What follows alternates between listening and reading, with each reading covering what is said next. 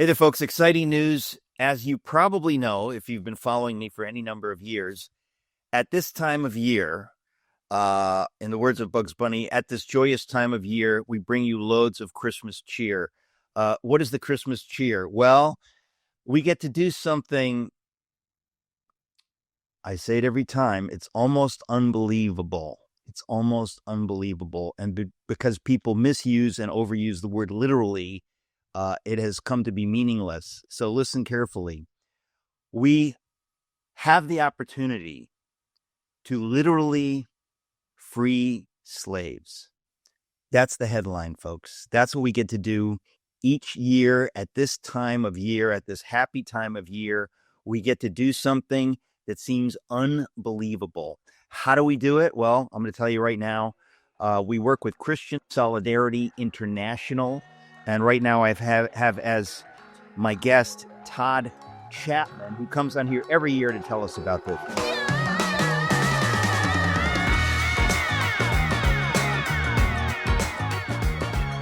So Todd Chatman, every time you come on this program, it's to talk about this just extraordinary opportunity. Ladies and gentlemen, you know I'm not blowing smoke. This is a big deal. Todd, welcome back. Hey, thanks, Eric. Always love to be on with you, and I always love to invite your listeners into what God is doing through CSI. It's a well-kept secret, but such a profound need. And every year, your listeners and now your viewers on the YouTube and your podcast channel make a huge difference. Well, every year, people really go crazy for this because they see that this is real, that you can literally free slaves. And I guess what I want to explain and what I want you to explain, help my audience who doesn't know about this understand what we are talking about. That there's no hyperbole, but at first you have to deal with the darkness. You have to say that there is slavery existing today in parts of Africa. We have radical Muslims who believe slavery is a good thing and we can subjugate our Christian enemies. And this is happening in Sudan. I mean, tell that story for those who don't understand how this happened and what it is that CSI is enabling us to do. Yeah, sure. So first of all, CSI, Christian Solidarity International, has been in existence since 1977, and it's really a human and religious rights organization. And we have spent our entire history battling for the freedom and battling against oppression for people because of religious reasons. And a big part of what we do also is free slaves from Sudan, northern Sudan. These slaves were taken captive back last century during a Sudanese civil war, late 80s, early 90s.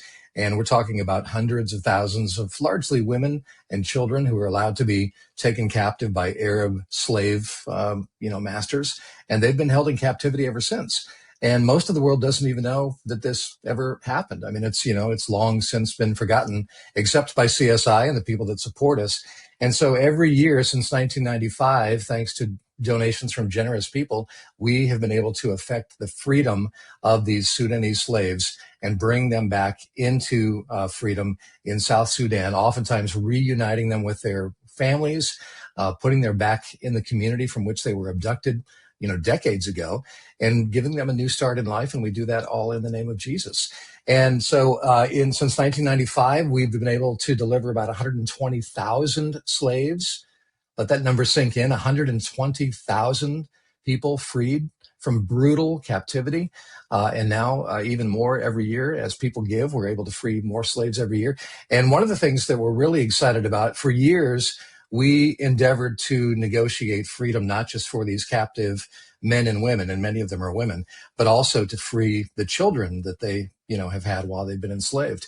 And that was a non-starter for a lot of years. But over the last couple of years, we've actually been able to begin to bring mothers and their children out of captivity now as well, which is just absolutely so thrilling. Because can you imagine a child being born into slavery? And then having to be, separated from his or her mother because she steps into freedom. That's such an anguish on the mom, and it leaves an orphan child. But thankfully, thanks to God's grace, we've been able to bring mothers and now their children home together. Again, to explain the historical background, folks. So this happened mostly in the 90s, okay? Yep. And the UN stepped in and ended this civil war. In the civil war in Sudan, the radical Muslims were taking slave captives. Okay, Right. so the UN, which, as you know, I think is worthless, they ended that war, but they did not restore these enslaved people to freedom. Did not do that. So for Right. 30 plus years, slavery exists, and it falls to folks like you who are listening and CSI to do something about that. We've been doing something about that for many years on this program. CSI has been doing this since 1995, as Todd just said, um, going into this area, making relationships with these Fulani herdsmen to basically barter with them. And so I should say there's going to be a banner, a CSI banner. Actually, there is a CSI banner at ericmetaxas.com. Folks, you got to learn to spell my name. It's just going to open up all kinds of possibilities for you. ericmetaxas.com, Metaxas.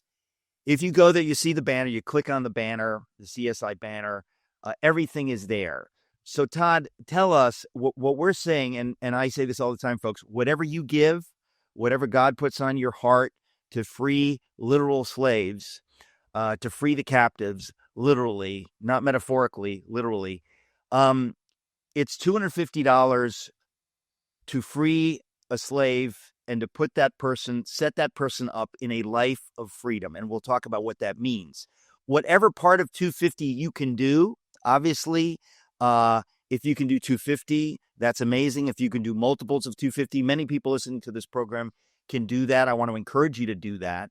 But whatever you can do, we're asking you, I'm asking you shamelessly to do it. God bless you when you send $50 or $100 or whatever you can do. You can also do it monthly. If you say, well, I can't give a lump sum right now, but our family would like to do $25 a month or $100 a month, whatever you can do. It's huge. So, Todd, talk to us about what is it if somebody puts in $250 and says, I want to do this. What is that? What is possible when they do that? What goes into motion at that point? Because on the one hand, it's to free a slave, but what does that mean? And then what's involved in setting them up in a life of freedom? Yeah. Yeah, so the vast majority of that $250 gift actually goes for setting them up to step into a new life where they have the opportunity to have that be successful. So it's things that they need for survival. I mean, they have nothing. They have the clothes that they are wearing. And they actually literally walk. We call them freedom marches. They actually walk into freedom in South Sudan. So they have nothing. So they come into our freedom camps. We document them. We take their photo. We capture as much information as we can, their name, if they know where they're from, but a lot of them don't because they were taken captive oftentimes when they were, little children. They don't remember, but we try to get that basic information. And then we provide them with everything that they'll need to get a new start in life. So it's food, it's shelter. We give them a tarp or a tent so they have some place to sleep. We set them up with fishing supplies and a water container so that they can gather water and drink and cook with that. One of the most important and precious things we give them is we give them a she-goat, which they can use not only for, milk, but they can also breed that goat and begin to sell the offspring. So you've Are got a you little bit of a micro enterprise. Are you trying to tell my audience that a male goat cannot give milk? We're not going to allow you to preach that kind of hatred, excuse me, on this program. Thank you very Sorry, much. I had Okay, to so go there. typically a she-goat gives milk. So Right. if you give $250, folks, do you understand what a big deal this is? We're not just enabling CSI to use their relationships to rescue these people from slavery, but also then to set them up in a life of freedom because that's necessary where they are. And so you're talking about that. I want to give a phone number because there are people that prefer to call. Folks, if you want to call, you'll get all this information. If you call, the folks at CSI they can reprise what we've been talking about here. But every $250 goes to free a slave and to set them up in a life of freedom. So if you give $50, you're obviously contributing to that. If you give $250, you're doing the whole thing. If you give $1,000, that's 4 human beings that are rescued from slavery and set up in a life of freedom. It rarely gets this clear in life, when you can do something this simple and clear and there's no strings attached. You're literally freeing a person. So the phone number, I mentioned the website is ericmetaxas.com. You'll see the banner. The phone number is 888-253-3522, 888-253-3522, 888-253-3522. There are people you're thinking, what can I get them for Christmas? Because they need nothing. Well, imagine if you say to somebody, you print this whole thing out that you're going to get from CSI and you say, we have freed a human being from slavery, literally, in your name, Grandpa. That's our gift to you. The whole family can do that. The kids can chip in. And I always say, this is such a beautiful idea, such a radical idea. You should get your kids involved, your family involved, to say, pitch in, give part of your allowance to pitch in. This is real. This is not make-believe. You get to be part of the modern-day abolitionist movement. It's almost unbelievable, but this is real. So, Todd, what have we not yet covered? No, I think we've covered it all. I just want to reinforce, not only is this real and profound and beautiful, this is actually the foundation of the Bible, right? I mean, if you look at the scripture from Genesis all the way to Revelation, it's all about God as deliverer.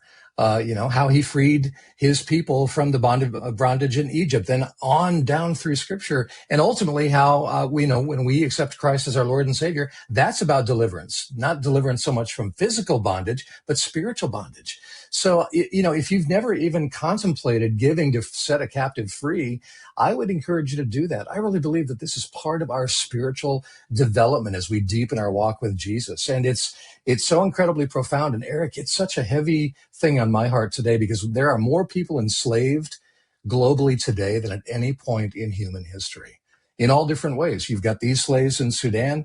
We do a lot of work in liberating people that are in Pakistan, trapped, enslaved, making bricks. You've got child slavery in various forms, sex, trafficking and things like that. It's all on the rise. And so I just think this is something that God's people need to step into with boldness, with authority, and using the resources God has given us to set captives free in the name of Jesus. So I hope a bunch of your listeners are going to join in. We'd love to see 100 captives set free. We've got a freedom liberation coming up early next year.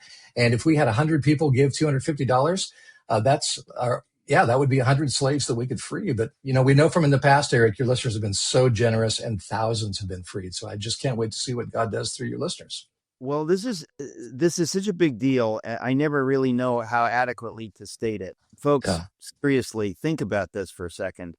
If you give to some corporation, they say, we're doing this, we're doing that. This is real clear. CSI works lean and mean. $250 frees a human being and sets that person up in a life of freedom. We've been doing this every single year.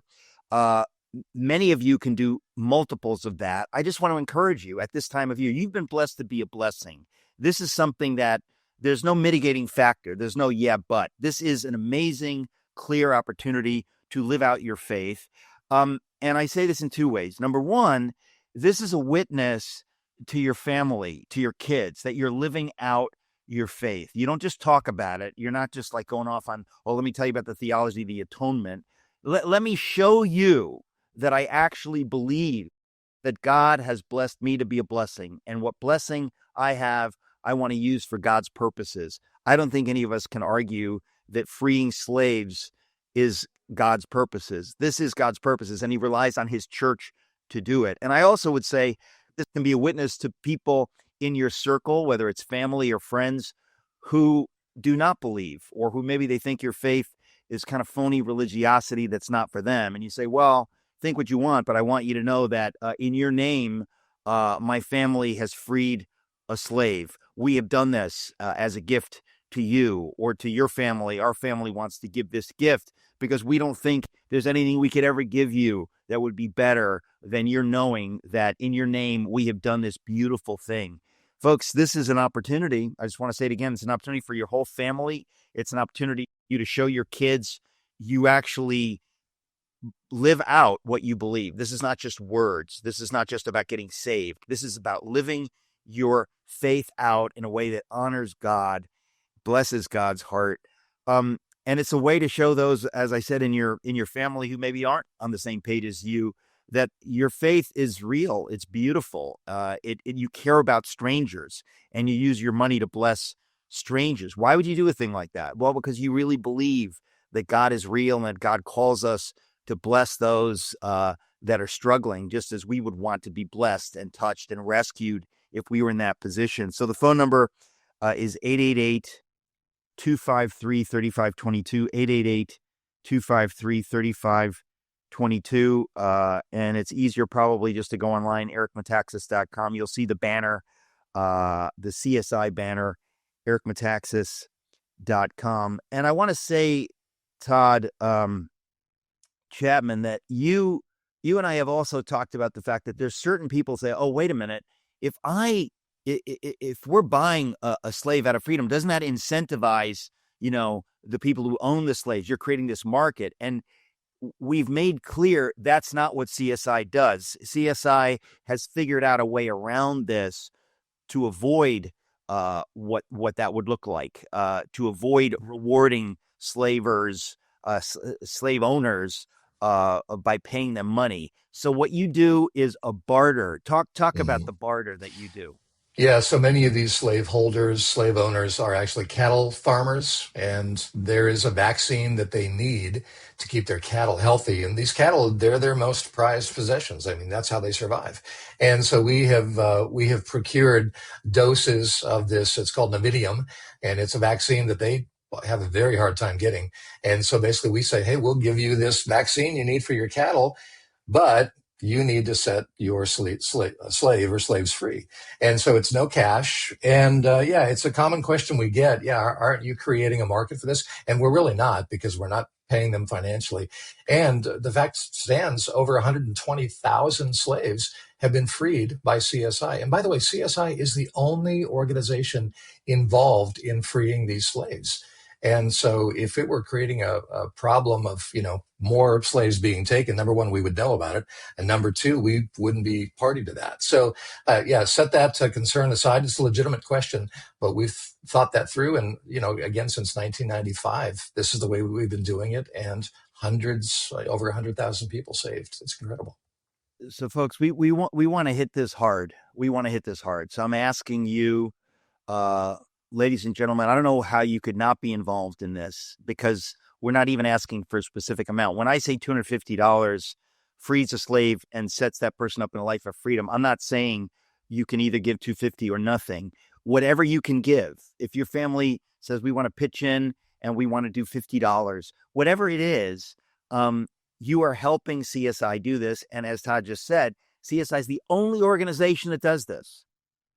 This is the only organization that does this, that cares about enslaved people in Sudan. Think about this, folks. This is it. And if enough people gave, we could wipe this out forever. But we're not there yet. So when you give, again, what's involved to free a slave?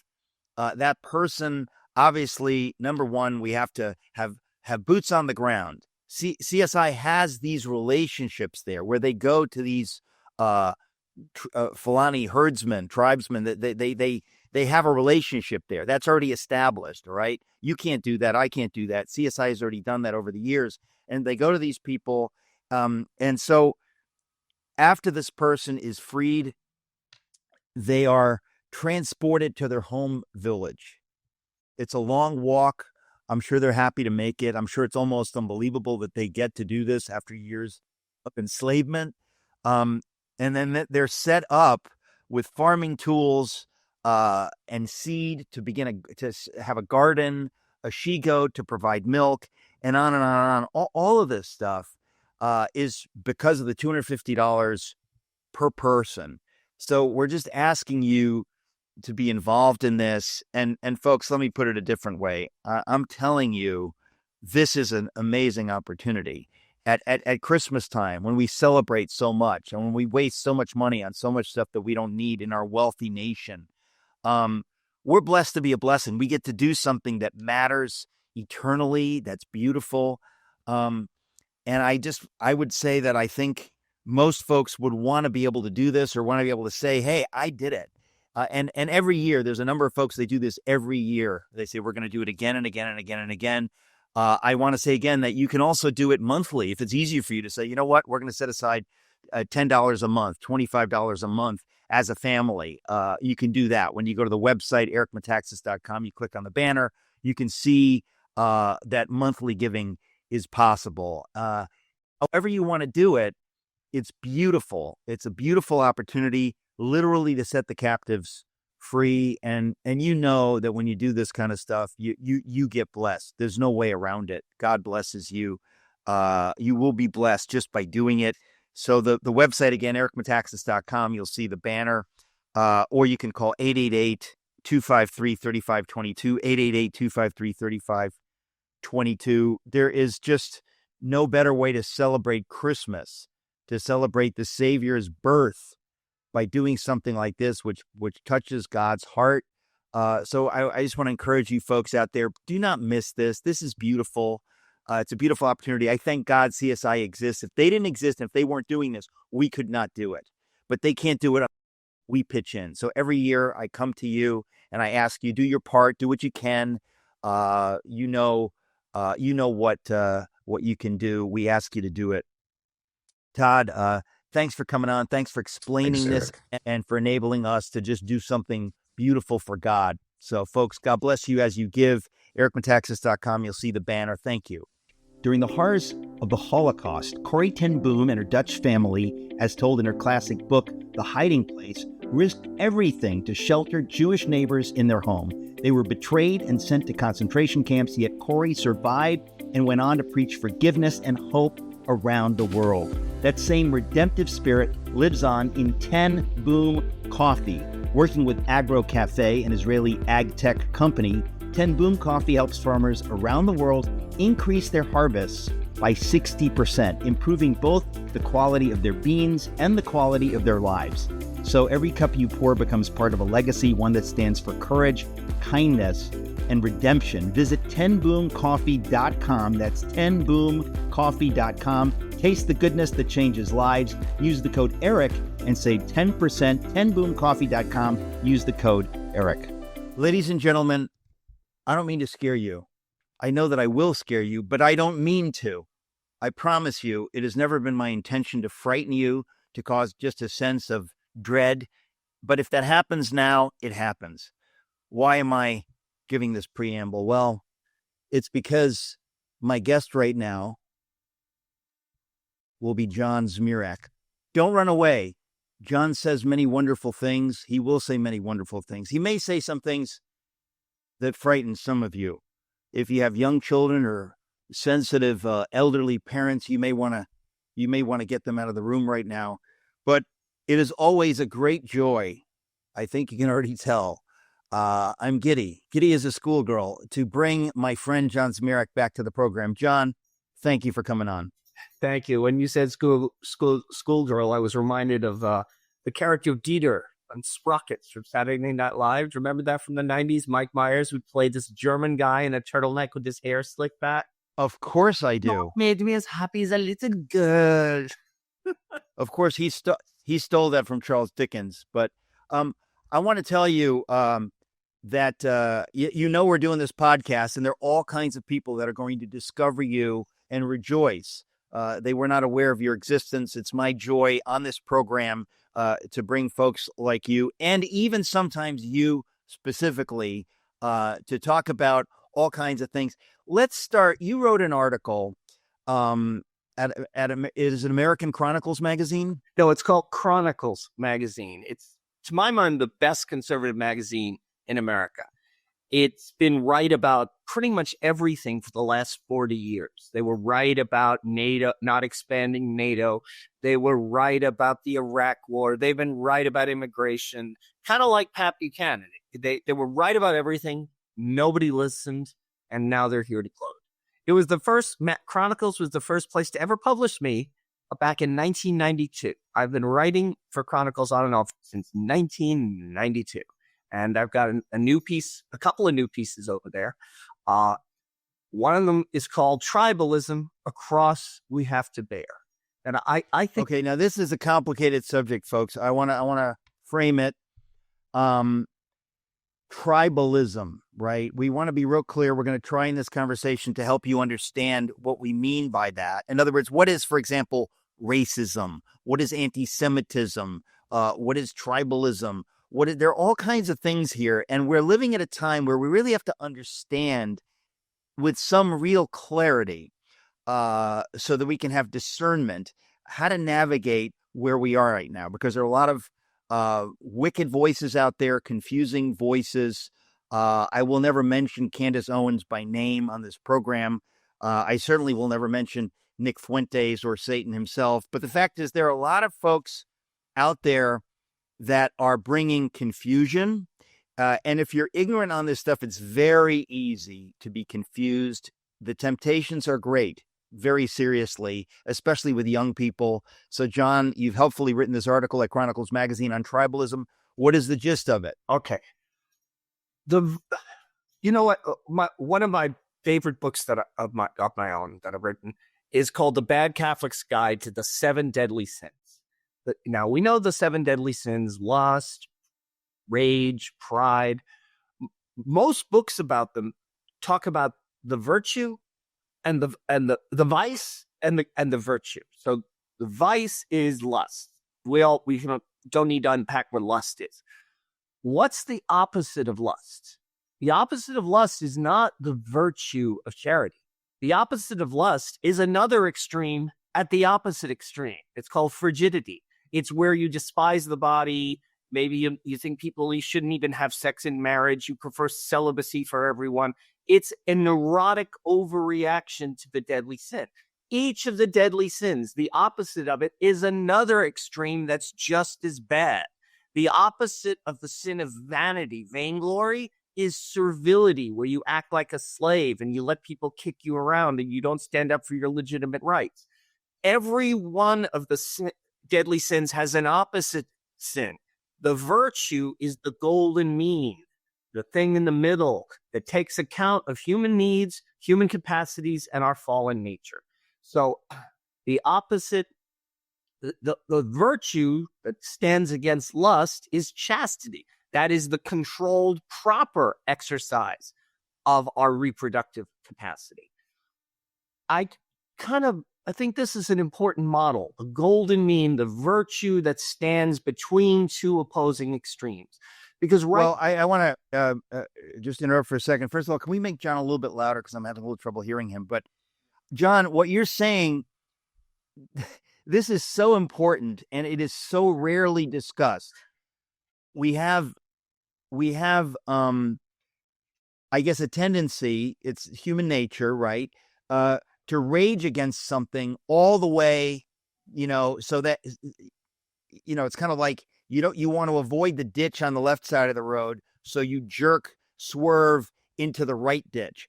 And it happens all the time. And what you just said is the classic example of that, right? There's some people that they give themselves over to lust. And then there are other people who go so far in the other direction that they deny God's beautiful view of the body and the proper use of sexuality.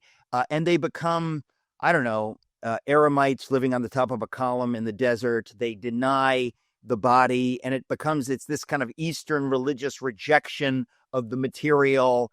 And these kinds of heresies, through the millennia, Christians have been guilty of these different heresies and stuff. And so we have to do what you do in that book, and you touch upon it on this article in Chronicles, that what is God's view? What is this golden mean that does not partake of that error or the opposite error? Right. And I want to apply this to the question of racism and tribalism, okay? That there are extremes on both ends. Right now, we're dealing with one extreme when we look at people like Nick Fuentes, who are they're trying to encourage a vicious tribalism among young white men. They're trying to say, we want a country that's only for whites. We don't want anything to do with Jews. We don't want to help Africans. But we're going to look out for our own. That's what America first means. It really means America only and whites only. Now, this obviously is really repulsive, and it's easy and correct to be grossed out by it.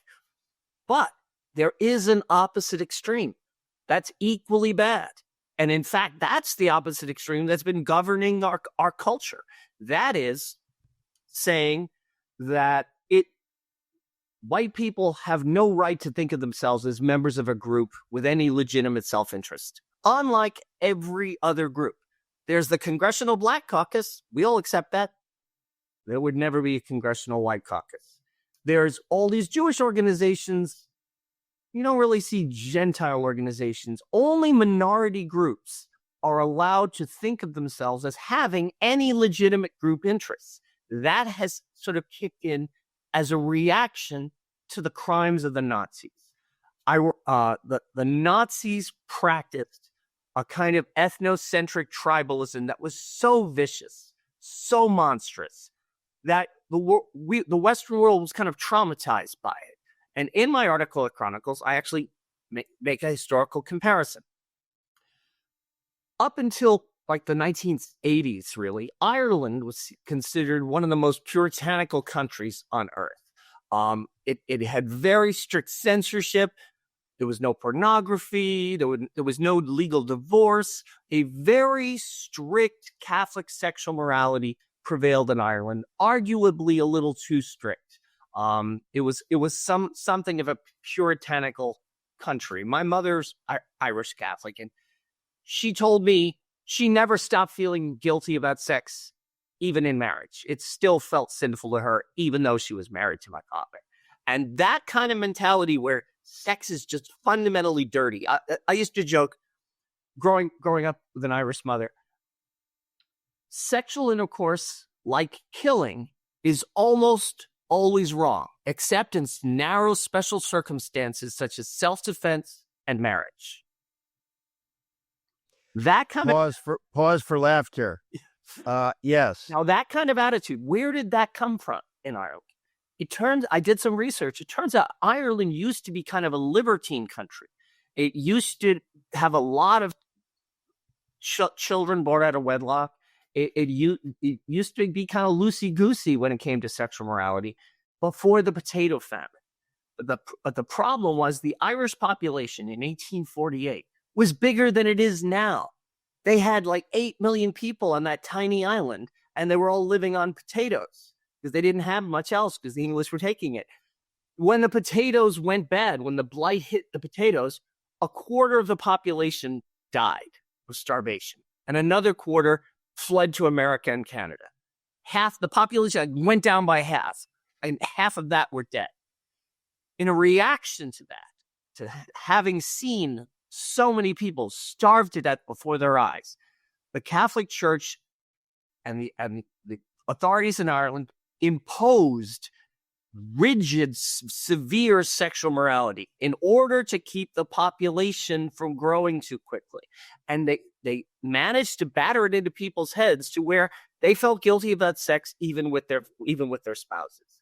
That trauma of the potato famine, that horror of seeing people starve to death before your eyes, cannibalism, people eating grass, that produced a violent phobic overreaction in the favor of, in the direction of sexual puritanism.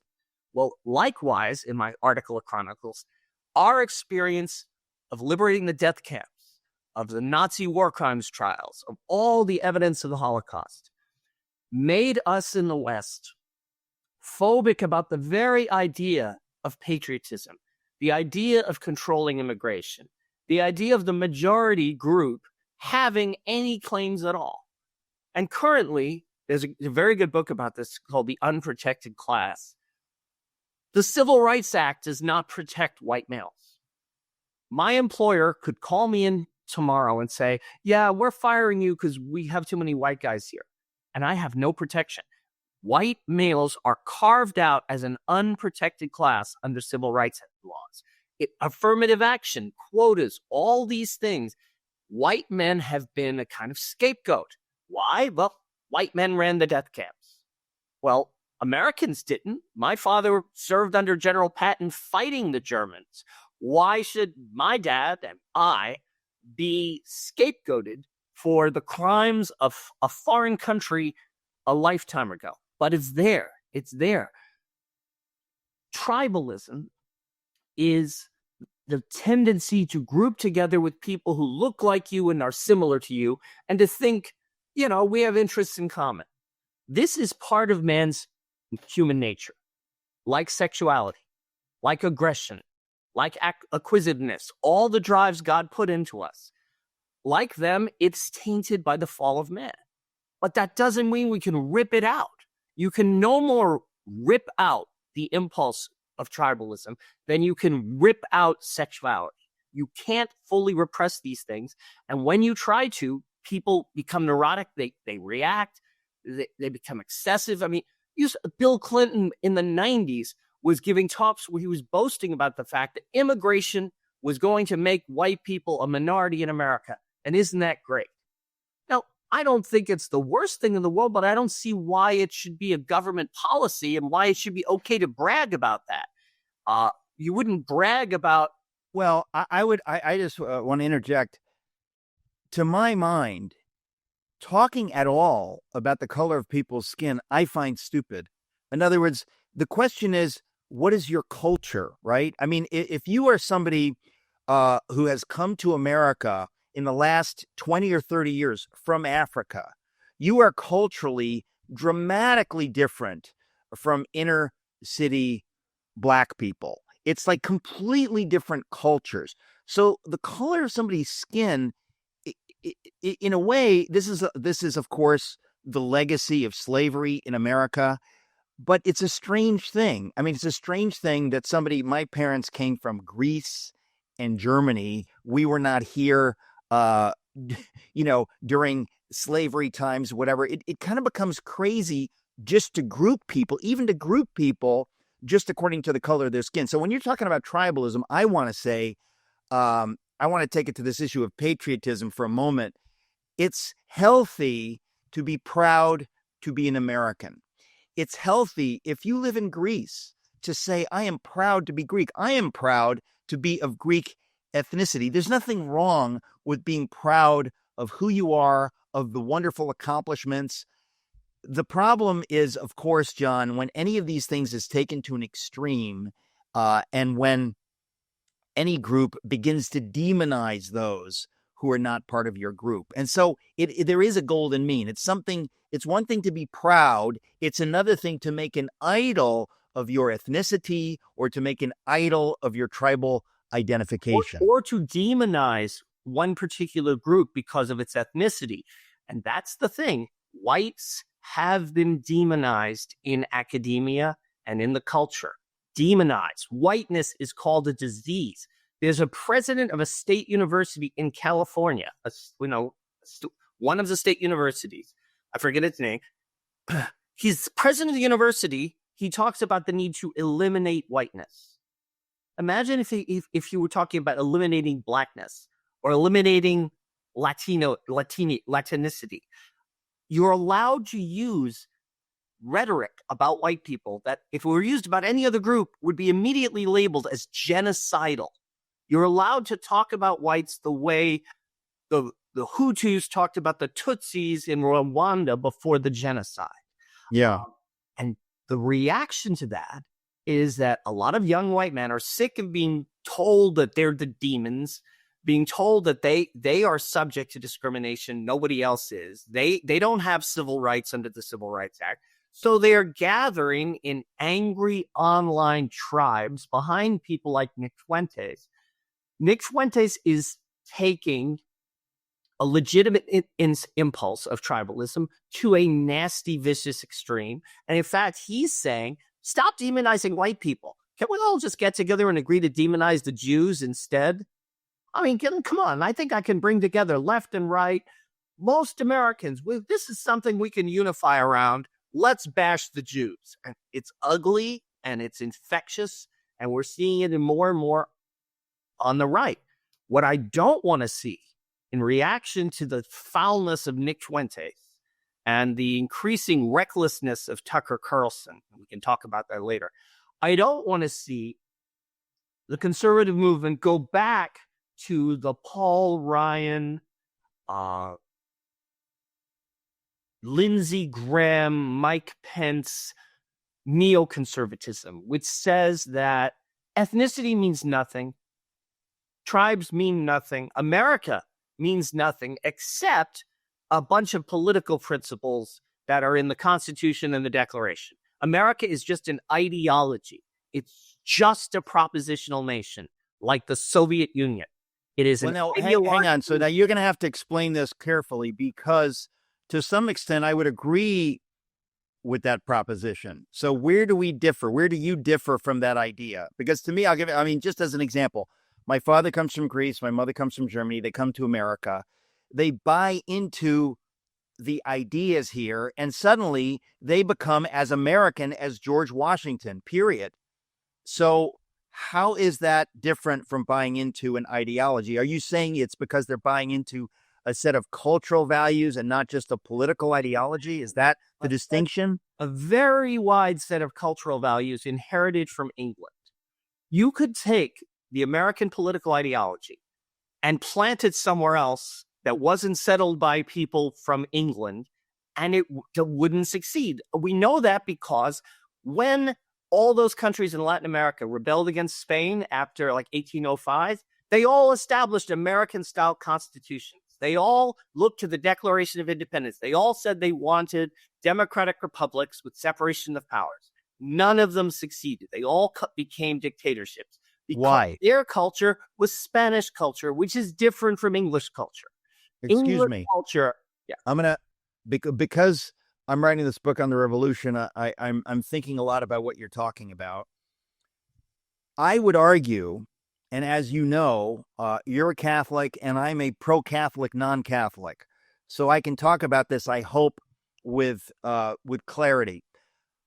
But it does seem that out of the Reformation, some things happened which led to the British Constitution, which led to people believing in certain rights. That basically comes out of the Protestant Revolution. This is not to say that everything about the Protestant Revolution was good, but the culture, John Adams writes an essay in 1765. I'm writing a whole chapter on it in my book about where he's criticizing what he calls the canon and the feudal law. And so he's lumping in a way of seeing things and, basically saying, yeah, the Catholic Church is all about top-down control, just like this monarch tyrant, and we need to stand against that. And I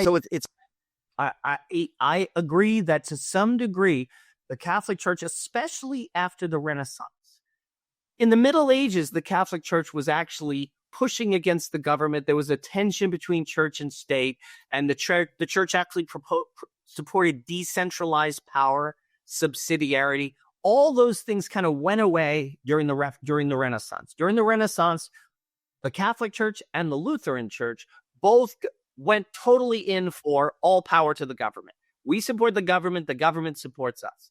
In England, and only in England, the Reformation was really complicated and confused. The government created this kind of patchwork Anglican church, which is sort of either Catholic dressed up as Protestant or Protestant dressed up as Catholic, created this kind of mishmash religion that is the Anglican church.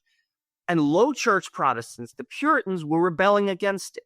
So what you had was a constant tension between the high church Anglicans, the low church Puritans. The Puritan ethic is the one that came to America. Very bottom up, very decentralized, very individual, very much the individual conscience, local government, little white churches, white building, the little white congregational churches where people would go hear sermons and then practice before militias, the colonial militias that first they protected the settlers from the Indians and the French and the Spanish. Then they made the American Revolution. Those militias were based at local churches. I wrote a whole book about this called No Second Amendment, No First, about the intimate connection between religious freedom and gun rights. And in America, and only in America, the English Puritan heritage of resistance to the government, suspicion of big government, that was a very distinctly Anglo-Protestant thing that when you tried it in Mexico, when you tried it in Bolivia, didn't work. It didn't work. You still don't have a functioning democracy in Mexico. Realize that? Mexico is now controlled by drug cartels. The government is run by drug cartels. They just assassinated a mayor last week. Mexico still hasn't been able to do this after almost 200 years. So what is distinctly American is very difficult to export. This is why I said we're not going to be able to create a democracy in Afghanistan and in Iraq. And right now, we're having trouble with it, maintaining it here.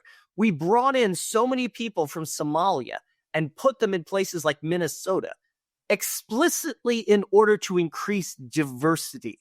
The government said these places are not diverse enough, meaning too many white people. We don't like that. We're going to bring in tribesmen from the desert in Somalia and put them in snowy Minnesota. It'll be great. Well, now we know they just had a mayor election in Minneapolis. And in order to prevail, the white Democratic candidate had to look at the tribal divisions in Somalia and side with one tribe of Somalians against another tribe of Somalians in order to defeat his opponent, who was from Somalia and was giving speeches in the Somali language, campaign commercials in Somalia. When you import massive diversity to your country, it is a recipe for chaos. Look at England. England, they brought in thousands and thousands of young men from Pakistan who don't think rape is that big a deal. And so there's a rape epidemic in England. The police dealt with the Pakistani rape epidemic by refusing to enforce the law, pretending it wasn't happening, threatening the parents of the girls who've been raped, accusing them of racism. In one case, they actually tried to prosecute the father for rescuing his daughter from Pakistani rapists. Now, England is not a safe place for young women to walk the streets because of Pakistani rape gangs they imported on purpose. Why? Because we need more diversity. Our diversity is our strength. 2 + 2 is 5. Diversity is not strength. It's not. It can be neutral. It's usually a real challenge. Usually, when you have a country with a wide diversity of cultures, you need a dictatorship to hold it together. Soviet Union, the Russian Empire. One of the reasons we were able to have ordered liberty in America is because most of the people came from England or assimilated not just to the American ideology, but to the Anglo culture of private property, small government, self-help, mind your own. We have to be clear. This is a culture. Yeah. And the reason, I mean, you've just clarified that by referring to what's going on in England today. If it had something to do with, English blood, then they would be living this out wonderfully today. Of course, they're not. They have themselves been infected by these lies about diversity. And I think we have to also mention that, in America, we say e pluribus unum. That's the idea. Like, pluribus is great as long as you get some unum. And if you don't have unum, then the pluribus is a bad thing. So e pluribus unum is a really complex, important idea that when there is something beautiful about many different types of people coming together under these cultural and political values, living them out, teaching them to their children. It can be done. It must be done. We have ceased to do it in the decades since you and I have been growing up, and it's caused us many of the problems we have right now. That's right. We are overdosed on immigration. Too many people from too many different places all at the same time, too fast to be assimilated. I mean, right now, Zohran Kwame Mamdani, the incoming mayor of New York, was elected mostly by foreign-born voters. Something like 40% of New Yorkers were born outside the United States. And if you look at the polls, his majority came from foreign-born voters. If only people born in America could have voted for New York mayor, Cuomo would have won.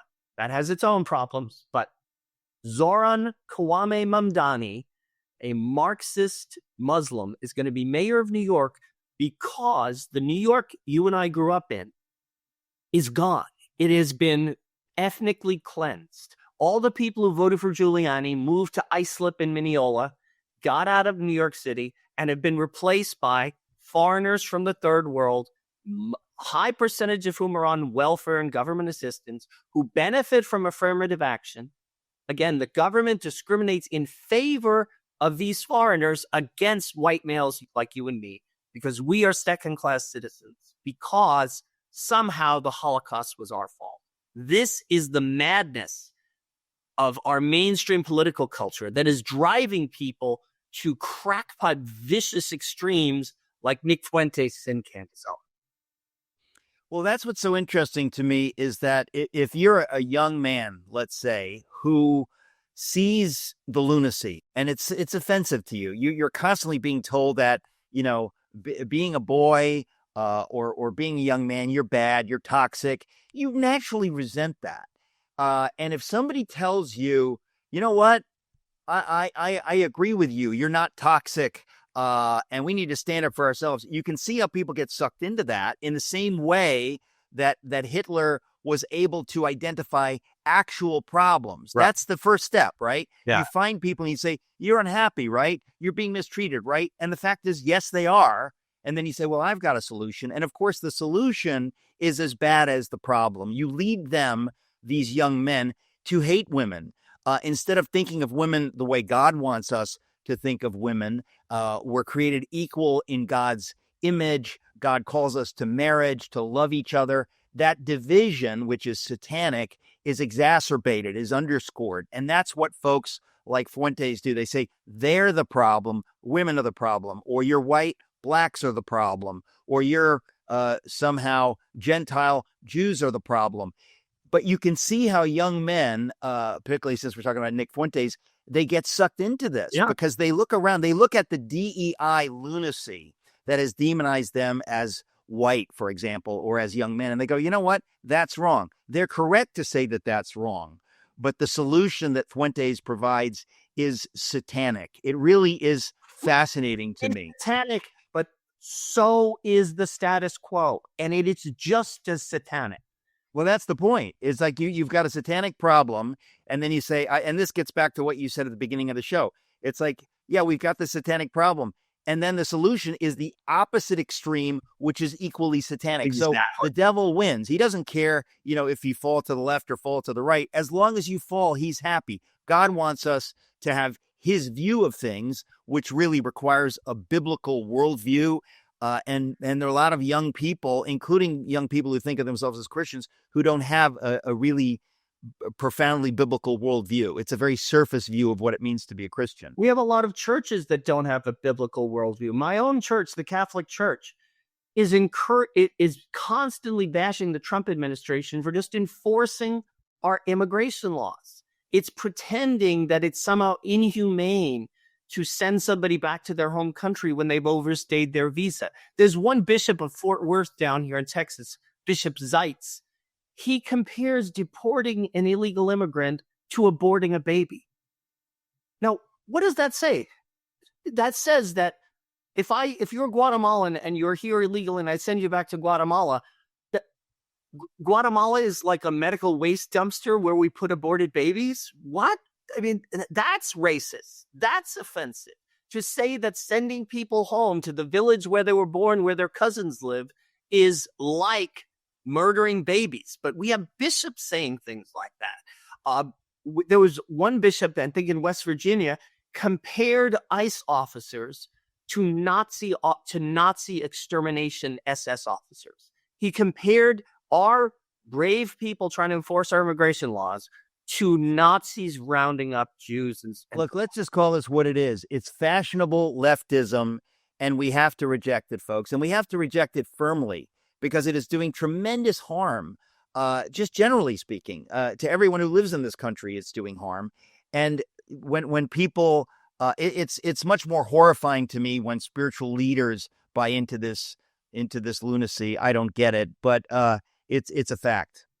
So if your pastor talks about immigration control as if it were a Nazi war crime or slavery, I'd say find another church or at least cut off your financial support. Well, hey, I have been saying this for 3.5 years, that if you're going to a church that's getting this stuff wrong, you need to get out of that church. You need to take God's money, God's tithe, and give it to somebody who is speaking truth on these issues. And when you see these issues as, well, it's not that important, we believe in evangelism at our church, that you're being very, very badly fooled, folks, because you cannot evangelize people if you don't understand this stuff. I mean, evangelize them to what?